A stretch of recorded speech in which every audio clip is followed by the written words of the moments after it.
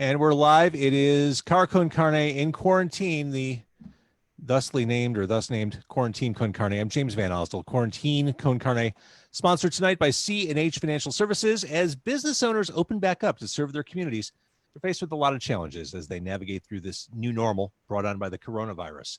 C&H Financial Services is here to help. C&H offers a variety of products that range from traditional merchant accounts to a zero-cost payment processing solution, which eliminates the expense associated with accepting Visa, MasterCard, Discover, and American Express as a form of customer payment. C&H Financial Services eTab solution is easy to set up for your business for online ordering and curbside pickup. C&H also offers cost-effective commercial lending programs, which can help get your business the money it needs to make it through these unprecedented times, this dystopia we live in. To learn more, contact C&H Financial Services at 855-600-2437 or go to chfs.us. Before we begin tonight, I want to thank, I did a guest host week last week. I've been exhausted. I've been burnt out. I think we all hit that point. This shit's hard. Quarantine is difficult, and I needed a week just to kind of recalibrate. And so I enlisted some friends to guest host the show for me. I want to thank Daryl Wilson, whose guest was Joe Principe of Rise Against. That was amazing. My longtime colleague, Tim Virgin, who subbed for me last Tuesday night. Ryan Lang, a cannabis CMO, amazing, was his guest. Stubby from Lucky Boys Confusion relived songs from a scene with a whole litany of guest stars. Jillian McGee of Hi Ho brought on Bad Cop, Bad Cop. And this past Sunday night, Herb Rosen, owner of Liars Club, brought on a who's who of rock, and there was a lot of Maker's Mark and beer consumed. And if you listen back to the episode, or if you watch the episode, you can feel the downward spiral as you get about 45 minutes in. It's a glorious train wreck. So thank you all for watching and supporting the guest hosts. They were fantastic. If you haven't seen them or watched them, please do so. I also want to mention before we begin, love local music. Local music is the subject of tonight's show. Bandcamp. I'm finally starting to get my Bandcamp orders from this month in, which is awesome. The Goddamn Your Eyes vinyl. This is a family favorite. Titty City, suitable for any home gathering. And this, oh my God, Touched by Ghoul. More on the way too. I love getting this stuff in the mail. Now that all said, let's talk local music. Let me turn on his screen. My guest tonight is Trey Elder of Quiet Pterodactyl. Trey, thank you for joining me. Hello, thanks for having me. Lovely to see you. And it's bright where you are because you're wearing sunglasses. I wear sunglasses a lot. I'm that kind of a guy. I mentioned in the tease text for the social post here, we're talking about this compilation, the Situation Normal compilation. Yes. It's put together by Quiet Pterodactyl. And let's just start there. What is Quiet Pterodactyl? Okay, so about a year ago, I started Quiet Pterodactyl. I've worked in many different industries, including music and liquor and beer and coffee. And like when I moved to Chicago when I was 21, I ran sound at Double Door for a couple of years. I've also played in bands, booked a lot of shows, run music venues. So in wanting to get out of just a straight up service industry job that I appreciated, but wanted to really come into my own, Quiet Pterodactyl was the culmination of all those experiences of what can I do for music and the arts in Chicago in a way that helps create, that promotes other people, not myself, in a sustainable, but really gives back to everyone that's helped me get to this point and all the things I've done so far. I love it. And I'm sure at the time you thought, this is great. I'm going to help. This is going to be an easy thing for me to do. And then the pandemic hit. Yeah, exactly. There's several different, I guess, caveats of what Quiet Pterodactyl was going to do. There's an educational aspect. There's event planning. There was working with other nonprofits with their fundraising. But definitely the first 6 months to a year was very events focused. And I had some weeklies, some monthlies, some fundraisers lined up with various venues around Chicago. And then like with everyone else in like 24 hours, all of those events were gone. They were all canceled. So the record was I'll back up. My first reaction to the pandemic was, well, there goes my nonprofit. I got to figure out something else to do for the next 6 months to a year, and I'll get to that eventually. This is an important point, and I think all creators, and this has been a running theme for the past 4 months since I started doing this from home, this need to kind of bully your way through the pandemic and find new ways to do stuff, because things may not get back to normal for I don't want to say years, but maybe not for years, or whatever the new normal becomes. We don't even know what that looks like yet. Right. So it's a proper and appropriate reaction to be like, oh shit, this is miserable. This is really hard. What am I going to do? To be depressed, to be upset, to be outraged. But at the end of it all, you got to fight your way through it and find ways to innovate around this. Exactly. And my first gut reaction was like, yeah, just to be sad and be like, well, there goes that. What do I work at Jewel stocking overnight for a few months? Like I left my great service industry job of 12 years. What do I do now? Which that arguably would have also gone away. Fair, yeah. But I won a small award from the Andersonville Chamber of Commerce that was really more like a mentorship program to help new businesses their first year kind of get their legs. And that was the catalyst to, okay, I can't just sit on my hands and say I'll back burner it, or I don't deserve this award at all. Like what am I doing? I need to be more creative and I need to figure something out. And I came up with some small, mediocre to terrible ideas on how to do that. But I want to have the biggest impact, and how can I help the most people, which is how I came up with Situation Chicago. I love it. And that is the album. That's what we're talking about. Quiet Pterodactyl. This is something I tell bands all the time.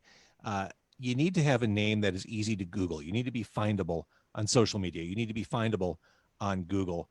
I think Quiet Pterodactyl is a very really odd. Good Quiet name. Pterodactyl was not previously taken by any entity in the industry. And remember, kids, the P is silent. Yes, the P should always be silent. Quiet Pterodactyl, there's several ideas behind it for the nonprofit, which Quiet Pterodactyl is a registered nonprofit. The idea was that we're giving, we don't actually know what a pterodactyl sounds like. What you hear a pterodactyl sounding like in most movies is a far cry from it. They actually probably sound more like a small bird. But we don't actually know, because we humans don't have the audio documentation of that. So the idea was we are helping artists on a local level, both musician and painting and dance and poetry and whatever artistry you choose, but helping people find their voice and find their way into the community at large, helping them learn how to express their voice and grow their voice and what that means for them. Because no one knows what their voice is, and maybe they don't know yet. So let's help cultivate that voice. I love it. Yeah. All right. On a personal level, I also have a skeleton of a pterodactyl tattooed on my back, which is related to some mental health issues that I had in my late 20s. So it's more of a reminder, like the quiet pterodactyl is always there. So it's something that reminds me, no matter what, I have to be creative and I have to challenge myself just to get through life. And because it's a video podcast, I'll have to ask you to take your shirt off and show the rest of it. We'll get to that. I'll do a couple more shots of bourbon and then we'll see what happens. Perfect. All right. So the album, the compilation is Situation Normal, which Situation Chicago. What did I say? Situation Normal. I was thinking snafu. Situation Normal, all fucked up. Yeah, no, it's called Situation Chicago. I knew that. Which again was not taken under any entity. The name Situation Chicago was not used in any other industry at all. I'm sorry, I'm obsessed over my error. So no, Situation Chicago. When I hear situation, I think Situation Normal, all fucked up. Snafu. Yeah. One of my all-time favorite acronyms. Anyway, Situation Chicago. Released locally, supported by very Chicago sponsors, Smashed Plastic, who I swear to God are pressing every record I get my hands on these days. They're awesome. I love those guys. I put out a couple of records with those guys with other projects, and I'm really they are very, very beyond supportive of this project, going above and beyond what anyone should ever even do. They're awesome. And you roped in Malort? Yeah, that was Chicago as a guest. Yeah, seriously. That was I was looking for sponsors, and I was there was some interest from various beer companies and some other entities, and then actually Kyle Hodges, I want to give a huge shout out to him from Dark Matter. I asked him hey, would you guys be interested in doing something with this? And he didn't really answer, and I'm friends with him, so it was weird that he didn't get right back to me. And then when he got back to me, he said the question wasn't can we do it? The question was, how do we get this to be 100% Chicago? So he kind of rallied the troops, and he got CH Distillery / Malort, and he got Nature's Grace and Wellness, Cannabis Farms, and he got Revolution Brew. He came back at me don't go after individual sponsors. We have you covered. This needs to be all Chicago, which was amazing. I totally agree. And that's fantastic. Yeah. And Dark Matter, who doesn't love Dark Matter coffee? Yeah. And Revolution Brewing, my God. Yeah. You got them all covered. I know. Seriously, it's like a match made in heaven, but also it's my dream come true.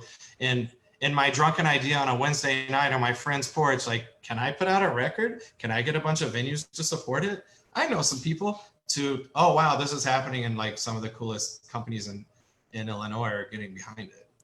So which venues, is this a civil related thing or is this independent of that? It's independent of civil. I actually, the initial idea was to do it with civil, and I reached out to their board of directors, and they felt like they had so many projects on their plate that they just couldn't kind of take on another one at that time. I get that. But they were like, this is a great idea. I'm sure everyone would love it. Why don't you reach out to all the individual venues? Which is what I did. And obviously not every venue in Chicago is on it. I reached out to all of them. There's not playing favorites. Some just didn't get back to me in time, or whatever. But most of the people are part of civil. Some of them are not. But when civil said we just can't because we're working on these other things, I was like, awesome. But if you're just generally, if you think it's a good idea, I'm going to try to roll with it. And then I reached out to everyone. And then the board came back 3 weeks later, like, oh shit, everyone in civil is going to be on their record. So apparently it worked out. It kind of worked out for everyone. So it's not specifically a civil project, but it's definitely part of, I feel like it's under the umbrella of the Save Our Stages movement with NEVA and with civil. Yeah, it's running on a parallel track. Exactly. With everything they're doing. Yeah. So putting together a record, I know this stuff is hard. Putting together a compilation, because you got to get sign-offs from artists and you have to chase them down, and then you have to make sure that everything is mastered. I mean, this is not, you turn this around really fast. Thanks. I'm aware of what an undertaking this is, and it's a lot. Yeah, I didn't even again, I wasn't really working. I had already planned on not having a full-time job towards the end of January for a couple months, having nothing to do with the pandemic. Then that hit, and a lot of people obviously were affected right away. I was affected personally and financially, but I had already kind of planned for at least a couple of months of not a large income coming in. Yeah. So I was slightly prepared for it. So once I came up with this idea, I mean, I'm a go-getter, so I had 12 to 15 hours a day to spend just putting this record project together, just by happenstance. But yeah, it should have taken 9 months to a year to do it. And I kind of all in again with mechanical licenses and everything, did it in like 3 months, which I don't know that I could ever do again. So that makes it also Situation Chicago, because it's a very particular situation I was able to accomplish that in. So it's one thing to get it out digitally, which you're going to do, but to have this pressed, like having to consider artwork and all that. Yeah. I mean, this is my initial idea was, I don't task. want to do it if it's just a digital download, because I don't think people will care as much. I also think that we can sell digital downloads, but if we don't have a physical copy, it won't feel special, and it won't feel like a special moment. I totally agree. Yeah, that was the right move. And honestly, having John and Andy at Smash on board, like from the get, was like a saving grace for this project. Like, okay, they are excited about it. I know. I mean, I was excited about it, but I know I can get other people excited about it when they were excited about it. Yeah. And they were able to pull some strings, and even like just having the lacquers and plates made slightly quicker than would have happened otherwise. Like because of the nature of the altruistic nature of the project. And I'm not saying that with any kind of like arrogance, but I'm not taking this is a charity. Profit is not taking, but it really is like to benefit the venues solely. But because of that, other people were more willing to help us out and push things along more than they would have otherwise. One of the many things I love about Chicago music, and I've been in and around it for decades now, is you can be as plugged in as you think you can be. And there are still bands you haven't heard of, you haven't heard before. That was the case with this compilation. Yeah, I knew a lot of the names, not all of them. So how did you find everybody? Some of them were friends. So I started with the venues. How can I get as many venues as possible? If I can get a certain number of key venues, then I have a project. And then I kind of got all of them, which was I was ecstatic about. So I was like, cool. Then the artist should be easy, because everyone loves the Empty Bottle and everyone loves the Hideout and everyone loves the Promontory. Like that gave me the drive to kind of keep it going. So then I started with kind of the list of like, okay, none of these people are probably gonna get back to me, but I'm gonna see what I can do with this part of the list. But here's some local people that I love, and here's some more regional people. I wanted it to be a nice balance of like, you know, ethnicity, race, style of music, you know, every like local to regional to national. And some of those are like homies of mine. Some of those were recommended by the venues. There's a couple artists that I discovered that I wasn't I maybe heard their name, but I wasn't as familiar with. And so-and-so at Chuba's or so-and-so had, I was like, you should reach out to these guys. It's awesome. Like, cool. Yeah. And then I'm like, oh my God, how did I not know this person? They're amazing. And there were some people that weren't able to be on it, you know, because of legal reasons or whatever. But I don't know if you've listened. I think I sent you. I don't know if you listened to the whole thing. I'm super stoked at the high level of, because I can help navigate the artist, but I can't pick what songs they send. And like, of course, there is not a bad song on the record in my opinion. Like, in my humble opinion. So you know, double record. A double vinyl. There's 25 songs. So it actually turned out there's 25 songs and 25 venues. That's amazing. That was not planned at all. I reached out to like 60 venues. I reached out to honestly probably 80 artists, like all in. But I couldn't believe how well it all came together. And that number 25 and 25 was like just some heavenly match. Yeah, this was meant to be, for sure. Yeah, exactly. And again, the compilation is Situation Chicago. You can do pre-orders, or pre-orders are happening right now. It's on sale for pre-order now. There's only one song by Justice Hill. He just put out his first 4-song EP. I think it's fantastic. His song is up and streaming, and you can download it with purchase now. But then the actual album comes out July 31st. And it's looking pretty good that we will have the vinyl in hand by July 31st. So those orders will go out within a couple days. That's awesome. That was another thing that was like, well, if it doesn't come out, if we don't have it in hand till like mid-September, no one's going to be super pissed. You know, it's a fundraiser, but it's looking pretty good that we will actually have it in hand by July 31st. It just really all magically came together.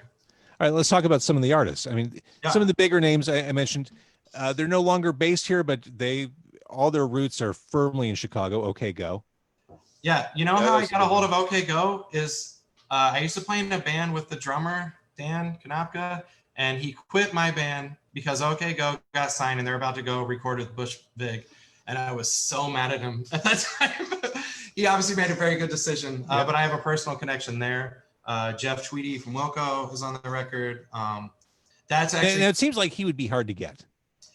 I chased after him pretty hard, but I'm an old school Wilco fan, and it also turned out that it's a previously released track, but it's a version of Jeff Tweedy singing the song that's on the record live at the Vic from last year. Oh, that's awesome. So it perfectly fit into the concept of the record because he's singing at a Chicago venue, you know, live. That was pretty awesome. Twilight Tone is on it. He's another one that he just put out his, you know, he's produced for Common and Gorillaz and Kanye and all kinds of people. But he just put out he's about to put out his first record. His first original single came out on Stone's Throw, I think yesterday or 2 days ago on his birthday.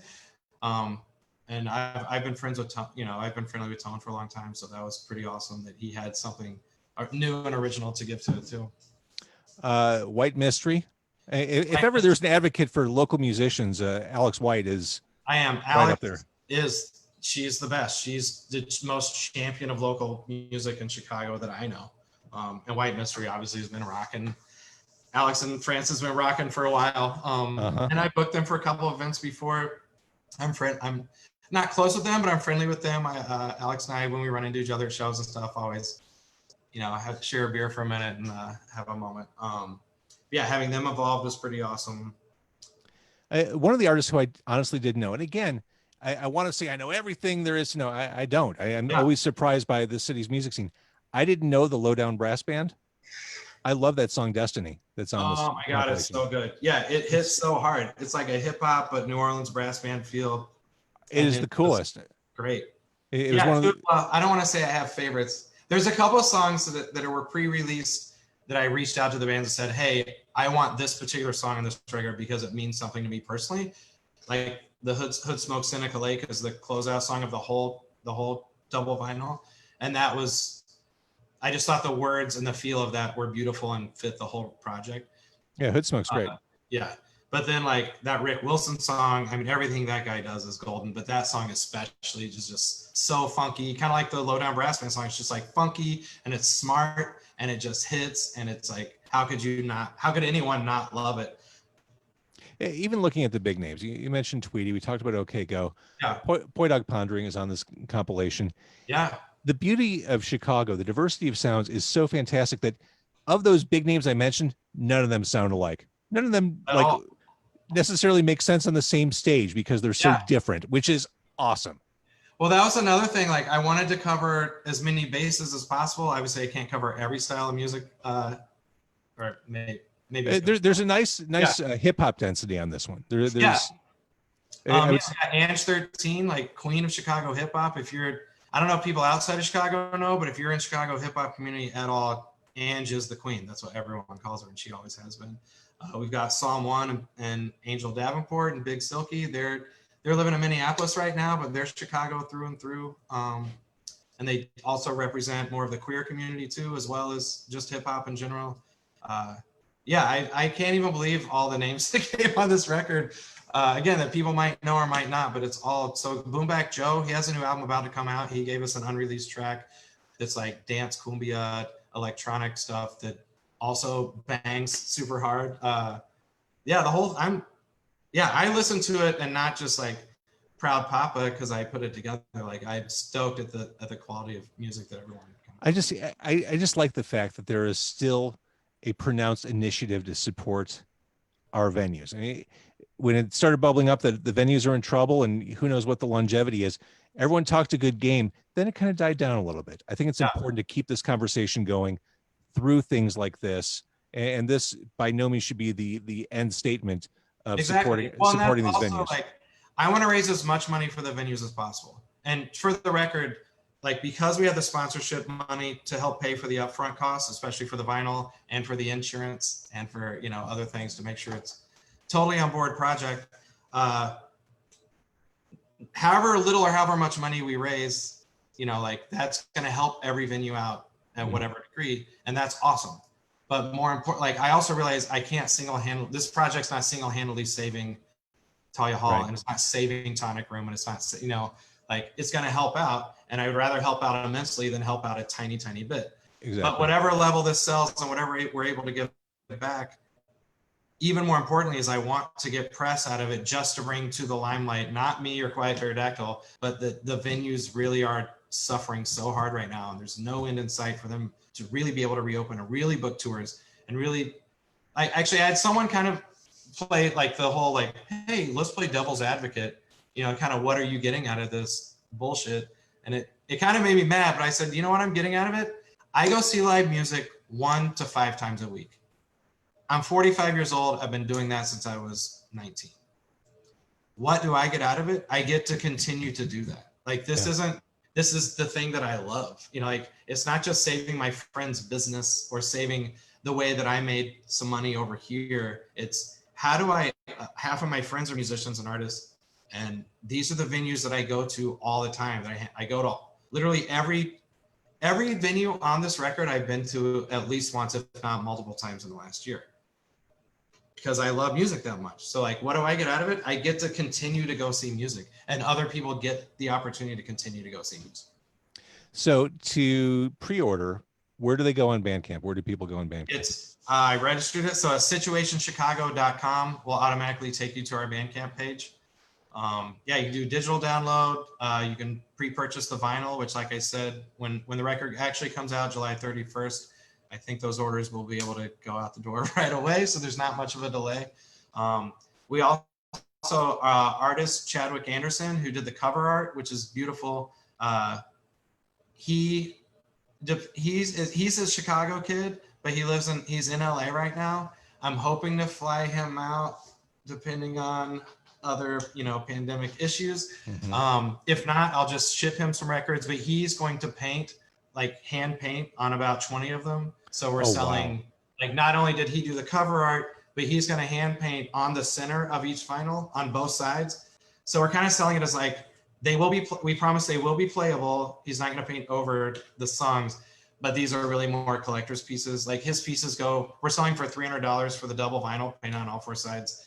but his pieces go for way more than Yeah, that. yeah, for sure. And That's then at amazing. some point, I think we're gonna the original piece that is the cover is a 30-inch by 30-inch painting that he did specifically for this project, and we'll either auction it or sell it at some point. We haven't decided yet, but again, part of that money will go back to the venues as well.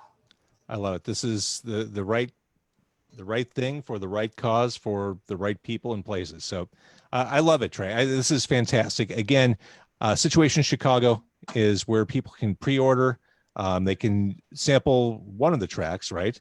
Yeah, right now you can listen to all of Justice Hill's song, If and When It Ends. But as of July 31st, you'll be able to listen to all 25 songs. Truth be told, we might add a couple of bonus tracks later. Bonus tracks. Yeah, but like they won't be on the vinyl, obviously. But we're in negotiation for a couple of bonus songs to be added a little later. So anyone that buys a record will get even more than the 25 songs. Nothing wrong with a 7-inch release. Just saying. Yeah. We'll see how the budget allows. Fair enough. All right. Yeah. I want to thank everyone for watching. Thank you, Trey, for doing this and for the work you've done. Your 12 to 15 hour days getting this together. I'm going to stop the Facebook Live now. Thank you, everyone who checked in tonight to watch on Facebook as this was happening.